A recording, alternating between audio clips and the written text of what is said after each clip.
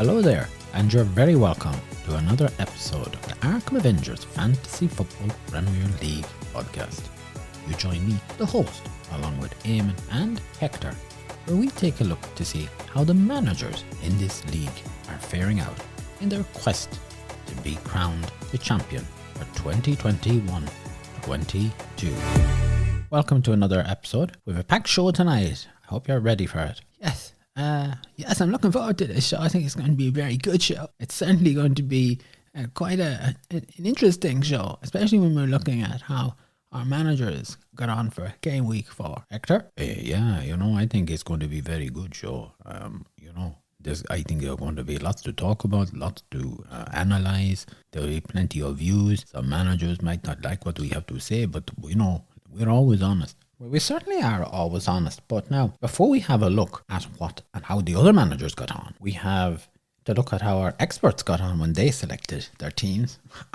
Gosh, are we back to this again? I thought this was gone. Well, Eamon, it's like this now. You guys, the experts, yourself, Hector, and Mick, you all decided that you'd pick a team. And we did say last week, and listeners, if you were with us last week, the experts here were tasked with 100 million and given a wild card and to make up a team. Now, they're not in any leagues, but they were told, put your expertise to the test. And we did say we were going to have a look to see how you lads got on. We have to look at that. We'll be looking at the managers in the Arkham Avengers, see how they've got on. I think we're in store for a few little ups and downs in the league for some of the managers. And we also have an interview with one of the managers. Yes, folks, we have the manager for Toeboggers. So stay tuned for that. I think you're going to like that interview. Now, gentlemen, where do we start? Who will we start with? Listen, don't start with me. Yeah, I think we should start with Mick. But Mick isn't with us here. But you know what? I'm going to go with Mick first. We asked Captain Fantastical Mick, as Eamon calls him, to put a team together and to see how many points he would get. This is going to be brilliant. Talk about the humiliation. Eamon, there's no humiliation in this. Well, we just decided, on the hoof to put a team together. Hold on. You guys are week in, week out talking about players and managers and what they should be doing. Now is your chance to step up to the mark. Anyway, we're starting with Mick first. Mick, of course, decided he was going to pick his team. He ended up selecting Lukaku as his captain. And I can tell you, folks, in game week 4, Mick accumulated 61 points. Oh, okay, it's not too bad. It's all right. Hector, you say it's not too bad because you know what's coming next. Oh, hey, look, sometimes you have to, take it as it comes. You do have to take it as it comes. You put your team together and you decided to go for Salah as captain, and you got, in game week 4, a whopping 49 points. Seriously, I didn't look at his team. Is that serious? Yeah, that's right. I ended up getting the 49 points. And Eamon, you, in your wisdom, decided to go for Ronaldo as your captain, and you finished game week 4 with a whopping 76 points. I know I did. I totted up my score and I knew this. I didn't look at the other guys. Didn't look at them, honestly. I didn't know that. I'm surprised, Hector. 14, did you say 49 points? 49 points. Hector, I'm going to throw this out here, Hector. You have preached about what managers need to do, as in to note, observe, and monitor. What happened? Well, I think, the game week 4 had very strange fixtures. There were some matches, not much goal scored. I also had 2 players from Chelsea who no play, and Antonio ended up getting -1. That's right, yeah, he was stuck with that there. So you fell into the Chelsea rotation trap. Yeah, I did, yeah. Well, that's what happens, Next week it may be better, but, hey, I know having this team next week, that was grand. Yeah, we'll do that. Eamon, you must be happy with Ronaldo. I think he got 26 points. He did, yes, 26 points. It certainly was a good debut for the return of the Maestro back to Man United. I think we're going to see a lot more of this guy. He's really good. And, I like that. Okay. And as I said, Mick didn't do too bad. So anyway, Eamon, you're top of the pops. Hector, you're at the bottom. Yeah, okay. We move on to the show and forget about what I do and what I see. That's okay.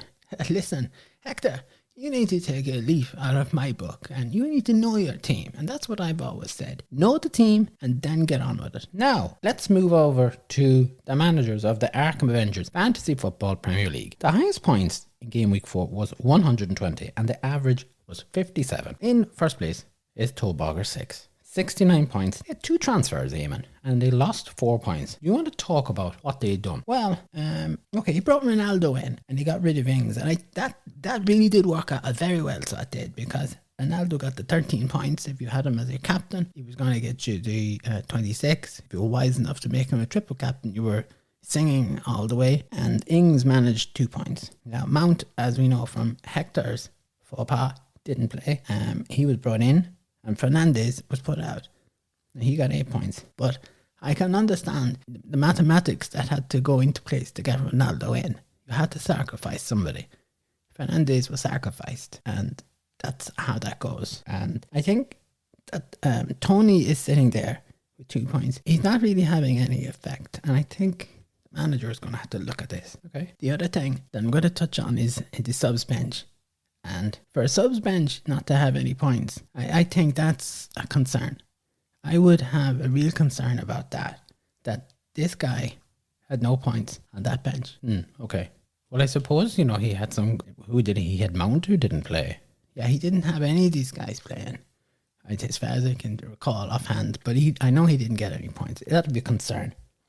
This manager needs to stay alert, in my view. Okay, Hector, do you have any comment? Not much, no. I think Eamon, right? Sometimes you have to have the points on the bench.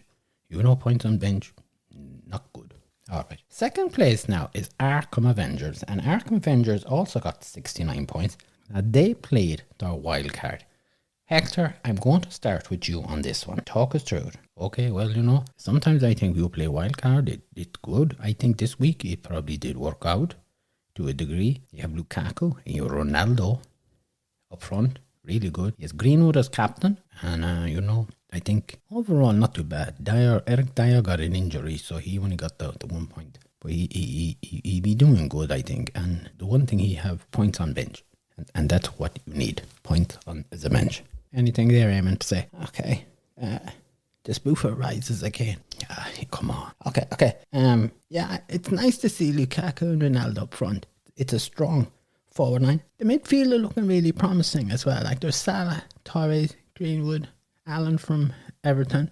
So that's really packing a punch there. And it's a decent defence, I have to say, with Sass, White. Now, Eric Dyer got injured. You can't do much with that. But he had Livramento on the bench, who got 6 points. As Hector says, points on the bench.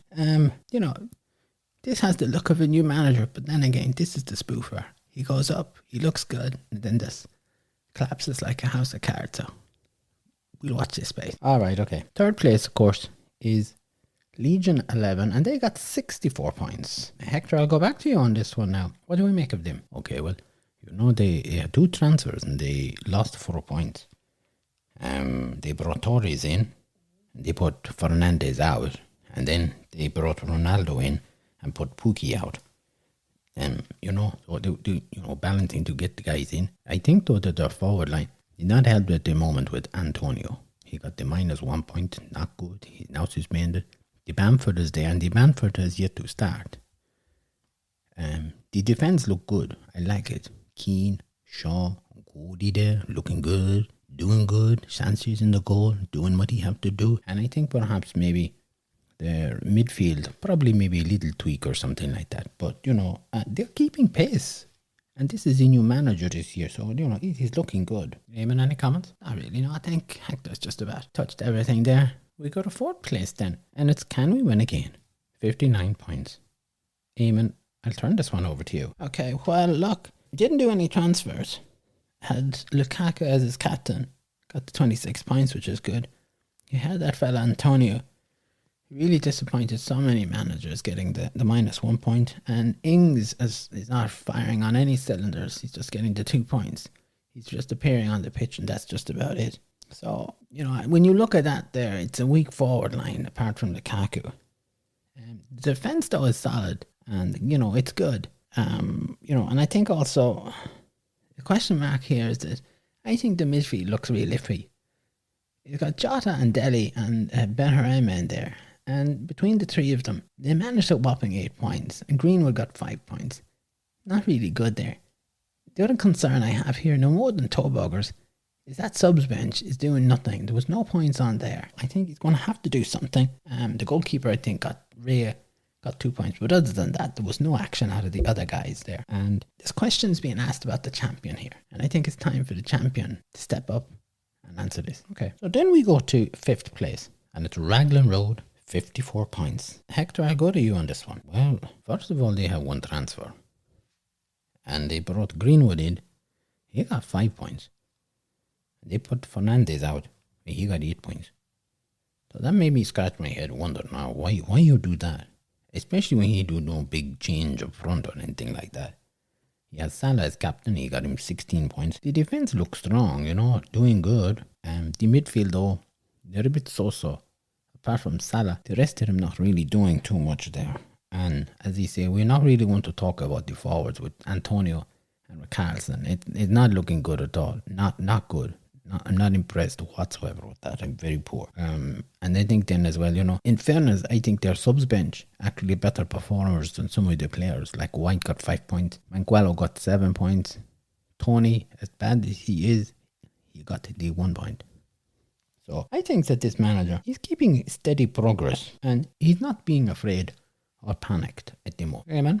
Any comments or any thoughts on that there? You're not throwing your pen across the desk, are you? No, I'm not throwing the pen across any desks at the moment, thank you.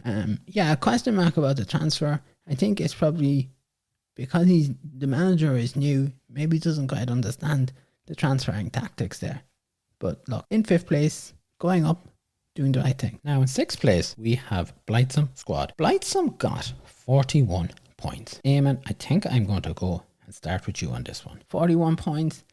It's quite disappointing. And they had one transfer. They brought the Sonny Son in and we put Fernandez out. The Sonny Son didn't play. Yeah, he had a late injury. Yeah, calf muscle injury. It's a hard one to take because the Sonny Son plays, he does well. And you can't plan for that. Not unless you already know he has an injury and then you transfer him in. There's no excuse for that. But I think when he is not injured, when there's no sign of any injury and you bring a player in and at the last moment he picks up an injury, it is a blow to take and it can have effects. Now, Salah here was the captain, got 16 points. With regards to the forward line, the only thing I can say here is like they've got Bamford, Ings and Tony. This manager might as well have Hector, John and myself there. I really done a better job than those clowns. And I mean, there was no player to come off the bench with any points either. And in fact, the way the team ended up, you had 2 players with 0 points there. This is a team that needs to be looked at in great detail. This manager needs to address an issue that the underperformance cannot be allowed to continue. Hector, would you agree with Eamon there? In general, yeah, I would agree with Eamon. It is tough when you do the transfer and the player don't play. That's probably the first thing. However, you need to, I said this before and Eamon agree with me, you need to have the points on the bench. If you do not have points on bench, when your player he no play or what, you have to have a guy to come on who have points. Even be it 1 point, 2 point.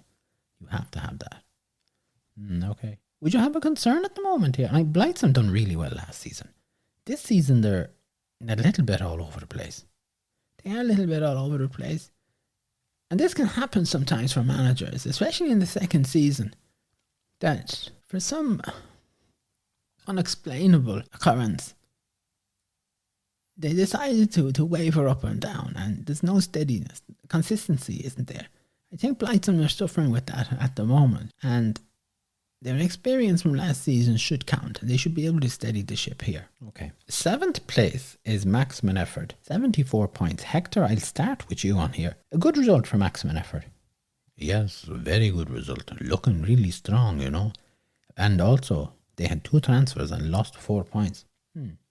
Yeah, they brought Antonio in and he got -1 point.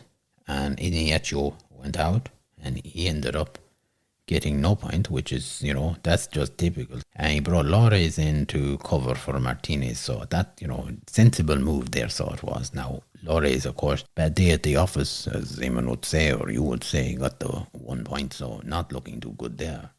However, Lukaku was the captain.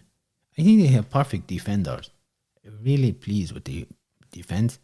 They have 4 defenders there who got 29 points. And the midfield, is average enough there, so it is. So I think doing what they have to do, the manager is. Lads, they for game week 1, maximum effort were in 12th place. In game week 2, they were in 12th place. Game week 3, they went in 11th place. And now all of a sudden, they've jumped up to 7th place. Now, they have been getting the points. Is this a manager who is quietly working away while the rest of them are, as Eamon might say, faffing about and going up and down? That they steadied their players. They've made whatever changes they need, and now they're reaping the rewards. I think, yes, we've seen this manager before. They have the ability to pull out some really great performances. Really stunning performances. And I'm interested to see if they build on this. Because if they build on this, this guy is a contender. This manager is a contender. And I think they can do it. Okay. 8th place has What a Beauty with 54 points. Eamon, do you want to talk to us on this? Right. Well, 2 transfers. They brought Leno in, who didn't play. And they put Martinez out, who's injured. And he brought Torres in from Man City, who got 3 points. And he put Sancho from Man U out, who got 2 points. It's questionable tactics here for transferring. That leaves me bewildered. I'm not quite sure what was going on there with that. They had Fernandes as the captain, so he got 16 points. Lukaku was there with 13 points. To me, this comes across as a bit of a mixed up team. The manager doesn't know who his best team is. The bench looks like it's all over the shop as well. There's injuries, and it's not a bench I would have. I think, this manager is all over the place at the moment. Hector? Yeah, you agree with Eamon. You expect better from this manager. You expect more, solid results. Definitely think, perhaps maybe they need to think about playing wildcard, I think, going forward. So you'd advocate the wildcard, would you? I think so. I think we need to do something. You couldn't go on like that. In 9th place, we have Bamford Rejects, and they managed 48 points. Hector, I'm going to turn this to you here. Well, no transfers. They had Fernandes as the captain. He managed to get 16 points. The goalkeeper done well, Mendy, he got 9 points as well. However, there's yet again a non-active bench. Forward lines, very poor. Tony, Bamford, 4 points. Antonio, -1. Eamon talk about consistency. I don't think there's any consistency with this. It does not look good at all. I would be worried for this manager. They need to step in and do something now. All right, Eamon, would you agree with that? Well, most definitely I would be agreeing with that. I'm not quite sure what this manager is doing, but certainly, as I said before in one of my other comments on this manager is suffering from rejection big time. Okay. Now, next up, we have Ain't Got a Clue is in 10th place, and they got 48 points. Eamon, any comments about this? Okay, well, no transfers again. The captain is Van Dijk, who did get 12 points. They had Alexander-Arnold, Trent Alexander-Arnold, I should say, who got 12 points. So, looking good. Again, a deficient subs bench, a non-functioning, non-performing forward line, and really, apart from Salah, the midfield's not doing anything. This guy hasn't budged out of 10th. They're not moving, they're not going anyplace, and they're not going to go anywhere with this sort of a team. Okay. Hector, would you concur with that, or would you see any positive? You ask a good question. I see any positive? No, this is a team that is struggling. And lucky, I think he is still in 10th place. I don't think he'll be in 10th place if he, start to make changes. Okay. 11th place has the Mighty Defenders. They managed 35 points. Hector, I'm going to give this one here to you to just talk about. Okay, well, they had the 2 transfers. They lost -4 points. They brought Calvin Lewin in, who was injured. Cavani put out, who didn't play. And they brought Rickarlison in. He got 2 points. Firmino was injured. Now, my question here for this manager is, why did they bring in 2 forwards from Everton? That I don't understand that. Eamon, do you understand that? No, I don't understand that. That actually is kind of bordering on lunacy. Unless they had some sort of super duper inside vision to the future to see how these 2 guys would have done, and listen, they didn't perform. I think it's kind of outrageous that you decide to put two strikers from the team on the pitch. Whatever about having a striker, a midfielder, and a defender, or a goalkeeper, but two strikers. I mean, come on, this might be a new manager, but they're not learning anything. No, it was a strange move that. Now I have to say myself, you question about it. And they were unfortunate. They had Antonio as the captain. -2. Just not doing anything there, I think altogether on their subs bench did 5 points out of 2 players. I think really this is another non-performing team. And this manager would have to sort of get a real grip with this, or they're going no place. The season will be over already for them. 12th place has Rosie Rovers, 49 points. Eamon, any comment for this? Well, they didn't do any transfers. Fernandez is their captain, so they got 16 points there. Of course, they've got Bamford and Iniachi Ochi up the front there. 3 points between the two of them, which is ridiculous. Cavani's not playing. He's injured. Kante's not doing anything either. Buendia's on the bench, not doing anything. Mount Chilwell didn't play. Leno didn't play. I mean, I'm surprised that this manager managed to get 49 points. They need a bit of a shake-up, I think, in my view. And if anything, the defence is probably the best thing in this team. Gabriel got 8, Cresswell, he got a couple of points, Shaw. But other than that, there's not much happening here on this. Hector, anything to add? No, I think Eamon covered everything on that. 13th spot then has El Loco John and 62 points. Eamon, what do we make of this team? They had a really decent looking team now. No transfers for a start. Good captain selection. They went for Lukaku, 26 points. Bamford is there again. And I always come back to this. Why are they keeping Bamford? He's doing nothing. Is there an expectation, Eamon, that Bamford will come good? There is an expectation. But he's not showing anything. He's sluggish. He's taking opportunities that come his way. Maybe he's not getting the feed of the ball. Well, look, maybe he's not getting a feed of a ball. But gee whiz, let him go out and get the ball and do something with it. Even if he has to run 30 yards. Let's do something. I'm not saying that from this guy. Okay. But he still might come good. Well, he might come good. But that's like saying that tomorrow might be a fine day and the rain mightn't come. I mean, you're guessing at this, so you were. Okay. We leave the weather forecast for somebody else to do. What is good about this team? Defensively, it's very good. Like, they are looking quite good there. I like it. They had 25 points from the 4 players, and that's good. You're looking for that. Now, the midfield to me is misfiring. It's like a lawnmower that needs to go in and get a good service. There's nothing happening with these players. They're mediocre. I mean, there's 3 2s and a 1 there. That's not much good. You need some sort of an impact on that. And I think a transfer or 2 wouldn't go amiss for this manager in order to shore up that midfield. Okay, Hector, would you agree with Eamon on that, or would you have any further comment? I think Eamon is right. I look at the midfield, no packing punch there. The defence is good. Question, will Bamford come good? He might come good. Would you take a punt on him now, as Eamon would say, for the next couple of matches and see what happens? And if he didn't perform, then you'd say, well, look, you'll have to go. I think so, yeah. Give him a chance. I will probably go to game week 8 with him. And then, performing, look, I think I may be thinking to put him on a bench if I could, or transfer him out. Okay. Finally then, in 14th spot, at 64 points, is Lafayette Lions. Hector, over to you on this one. A good result, I think, I know they're bottom of the table, but when you look and see what some of the other managers got, I think it's a good result. They have 3 transfers and they lost 8 points. Yeah, is that a kicker or a killer for them on that? I think it is, yeah, because, they brought in Ayling. And Ayling, he got the 1 point. Now, James went out, though there was no point there. They brought in Dallas, who got 2 points, and they put out Sarr 2 points, so that balances it out.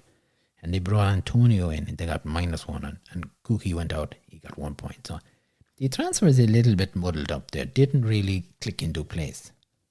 Salah was the captain, 16 points. Lukaku was on the pitch, 13 points. Their defence is working. They got 19 points from the 3 players at the back there. So I think, all in all, they're probably happy with what they've got there. Okay, man. Well, they might be happy with what they've got, but I have to say the midfield is shoddy. Apart from Fernandes and Salah, the rest of those other guys are not doing much either. They're a bit like the guys on El Loco John's team. I think possibly maybe they all went out to dinner the night before and had a feed of the same food and felt sluggish because they didn't really do nothing much there. However, they're at the bottom, but they're keeping pace with, El Loco John and Rosie Rovers, along with the mighty defenders. Look like they could be overtaken in the next game week, if not the next 2 game weeks. And I think Lafayette Lions is going to give a push there. I think he's 9 points. They're 9 points behind the Loco John. Let's remember, when they started off, they were, I think it was 33 points behind them. They're eating into that. And I think we're going to see Lafayette Lions moving, provided they don't do anything that's going to be completely destructive and take the team apart. All right. Okay, well, that's our team there. Now, of course, we have our interview with Gerry. And we interviewed Gerry. He's a busy manager. We caught him for a short while on the phone, and we recorded this just a short while ago. Well, hello there. And we've got a special guest with us today. It's the manager for Toeboggers, Gerry. How are you keeping? Not so bad at all now. How are you? We're not too bad. It's a pleasure to have you on the show. I know you're a busy man. You're busy getting teams set up, players in. We are very appreciative that you've taken the time out to join us. Thank you. Gerry, our listeners are probably going to be very interested to hear one of the managers talking. You're an experienced manager. You've won this competition several times. If you were to look back at the 2020-21 season, how do you think it went for you? I suppose overall it went well. I had a very bad start to the season, and considering the bad start that I had, I suppose I was quite happy with how it ended up. I suppose at the start I couldn't get a team that was scoring well at all, and then things improved a small bit in the second half of the season, and I started moving up the table. I suppose I was delighted with the last month of the league, delighted with my second place, finishing up behind Robert. So I was delighted overall with where I ended up. Yes, we must congratulate you. You came in second place there. I think a lot of managers might have been feeling that, and we had, of course, COVID affecting players, and was, no fans in the stadiums, and I think that might have had a knock-on effect with some of the players, which then had a knock-on for some of the managers there. Do you think there was anything, different that happened in the second part of the season? I know you said that your team improved and you started to get a run together. Do you think there was any point in the season when that occurred? Not really. I just think, I suppose, you can hit on a team that is fairly solid and have maybe a few good players and build up around them, few good players. But it's just, to be honest, a whole lot of it is just luck, really, that you can start a team with a bad team and then make a few different changes, or use your wild card and bring in a whole new squad, and lucky to hit on a few decent players and then build up around them a few decent players. It is luck overall, I think. Yes. Oh, yes. Well, I think John would always say there's an element of luck with that. You finished with 2,353 points, which, that's your personal best to date. You only ended up 22 points behind Robbie, who was our winner. Do you think if you had 2 or 3 more game weeks, would you have taken first place? No, I don't think so. I think Robbie was consistent all season. Every move I made, he marked me well. He anticipated. I suppose he was always picking the right transfers and always picking the right captains. I think I had a few lucky moves towards the end of the season, and I used my bench boost and treble captain towards the end of the season. But as I said, he more or less matched me week for week. So no, I don't think I was ever going to catch him, no matter how long the season went on. He was just consistently too good. Yeah, he had a good season, all right there. He too was, he was perhaps a little, not quite as slow to get going, but he was chasing a little while there. Blightsome squad was the league leader for quite a while, and then I think Robbie managed to take it and held on to it then there, as Hector would say. He was managing to canter along there, and everybody else was trying to catch up with him. So, Gerry, what do you think is the valuable lesson that you learned from last season? For last season, I made, or the previous season, I kind of took 4-point hits and 8-point hits to change up the team a bit. But they're the kind of points that you need at the end of the season to be in contention. Like, so I suppose I would avoid taking 4-point hits or 8-point hits this season or even last season. And also, I suppose if you're in contention at the end of the season, it's good to have a few of your bench boosts or your triple captain available to you to boost your score, Mm-hmm. But I suppose overall staying focused and trying not to miss any deadlines. I think I missed one deadline last season. It didn't cost me much, but you could miss a deadline and have a few players on your team that you should have transferred out. Staying focused is a lot of it, I think.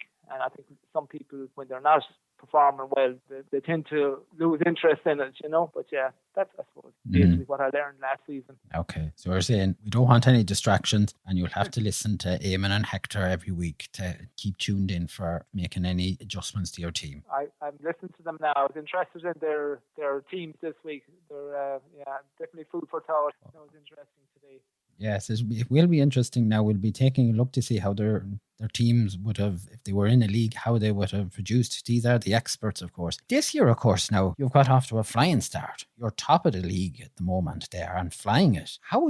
Have you got a strategy? Have you got a plan that's going to keep you ahead of the other managers? Because they're chasing you at the moment. Now, some are not. They're up and down. They haven't really at the moment been able to make a dent as such. So have you got a strategy that's going to keep you at the top? Not really, I suppose. Do a bit of research every week. Try and anticipate, I suppose, what players are doing well, and I suppose make sure that all your players are playing and that there's no injuries. And even I think this week there's talk about the South American players coming back and having to isolate because of COVID. So trying to anticipate them kind of moves. I suppose watch the teams that have the easy fixtures and try and ensure that your team. I suppose watch some of the teams have an easy run of games. So they're the players you should have in your that are likely to score high and keep clean sheet. Very good, very good. And we have a few new managers in our league this year. They're very welcome. If you had any advice for them, Gerry, what would you say? As I said already, I suppose trying to avoid taking 4 or 8-point hits and keep focused during the whole season, because if some players aren't performing well, they will start losing interest and you're likely to pick them off, But I suppose persevere and stay focused and do a bit of research every week and try and stay on top of what's happening with teams and what's happening with fixtures. That's I suppose. Yeah, it is. It's a long game, isn't it, Gerry? I mean, you have to sort of try and look and keep going ahead, even if you have a bad week. It's not the end. You just have to carry on and rebuild, and hopefully, as you say, the 4 or the 8 points. And I know some managers last year they put in a few 8-point hitters, and I think we might have even had a 12-point hitter at some time. They do counter, they do rack up. Well, as you said earlier on, I was 22 points off the lead. If I had probably taken a few or 4 or 8-point hits during the season, I might have been closer. But that's the way it works out. Overall, I'd just like to thank Arkham Avengers for the podcast and for keeping us up, all entertained during lockdown. Keep up the good work. Oh, look, the lads here will be smiling when they hear this. They love the praise. They don't get enough of it at times. They give me awful grief. They say that they'll be looking to get paid next or sponsorship, Gerry. So take it easy on them. Exactly. I think they're giving the spoofer a very hard time. Well, I think he does Eamon tends to give him a hard time. But look, we'll see. He might change. He was writing him off there, and if you keep Mick McCarthy in, he might take the heat off the spoofer. I'll certainly mention that to Mick. He'd probably love to get on the show more often, so he would there. But I know he's busy. Well, Gerry, I'm not going to take up any more of your time. I'd have to just say thank you very much. It's been insightful and informative, and I hope some of our managers listening will have gleaned some information and a little bit of advice, and it helps them. And for our listeners as well, that they have found this to be an informative, educational interview. Thank you very much, Gerry, and the best of luck. And we hope that, we might be talking to you if you become the champion this year. You've got a trophy and you might do another interview if you're the winner. Okay. Thank you very much. Not at all. Listen, thank you very much for joining us. Thank you. Take care now. Bye. Well, now, gentlemen, what did we make of the interview? I have to say, he comes across as a very humble manager. A manager who is trying to do his best. And I think we saw that last season, and we're seeing this season. This is a manager who knows what he wants and is aiming and striving to get that. There's no palaver. There's no airs and graces. This is a manager who has his head screwed on in the right direction. He's not being distracted. And I have to say, I wish him all the very best. I think he's making a very good fist. He has a good start, good team. Hector, anything yourself there to say? Well, I think that when I listen to the manager, the one thing that come across to me, and this is, he learned from last year. You heard him in the interview, he say he had transfers and he lost maybe 4 points, 8 points. This season, I think he say, I'm not going to do that, because that be the difference of maybe having that extra 20, 22 points that could get him first place. And I think when you have a manager who learn like that, you realize, yes, this is a good manager. And I think people who listen to this will see and hear there is honesty and integrity here with him. Indeed, I think you're quite right there. I think both of you have actually hit it on the head there. He's a good manager. I mean, he's won this before, and he's leading the charge this season. Indeed, yes. And I do like it, the fact that, the issue of paying a sponsorship came up. This is something I'm very interested to hear. Well, look, we're not having any chats about sponsorship or paying at the moment, but I think that it would be very good. I mean, here I am giving my all every week, and I mean, what am I getting from you for this? Well, I think you're here to talk to our listeners and address them and help them, and that should be enough payment, and it's all right. Well, I think, I have to find way to get to South America to visit family. You throw sponsorship my way, I begin. All right, okay. Listen, I tell you what, I'll make you both a cup of tea after this show is finished. How about that? Look, tea. Take it or leave it, lad. Take it or leave it. Okay, look, I suppose we can touch it another moment when maybe we're off air. Yeah, okay, yes. Anyway, gentlemen, this is the end of today's show. Thanks for dropping in. Thanks for being here. Thank you. It's always nice to be here. Great when you can hear manager. Hope we hear from another manager maybe soon, shortly. Well, we're hoping that we could have another manager. And if our managers are listening, now that they've heard Gerry talking, there should be no qualms. We have no grenades to throw in at any manager. Simple, nice questions that our listeners want to hear answers to. Eamon, thanks very much. Thank you. Hector, a pleasure as always. Thank you very much. And, I say big shout out to all our listeners all over the world. Thank you for listening. Indeed. And listeners, as we draw to the end of another episode, thank you for listening. Thank you for joining us. We hope that you subscribe, and I hope you join us next week. Remember to give us a shout out to everybody, family and friends. And until next week, take care, mind yourselves, slán.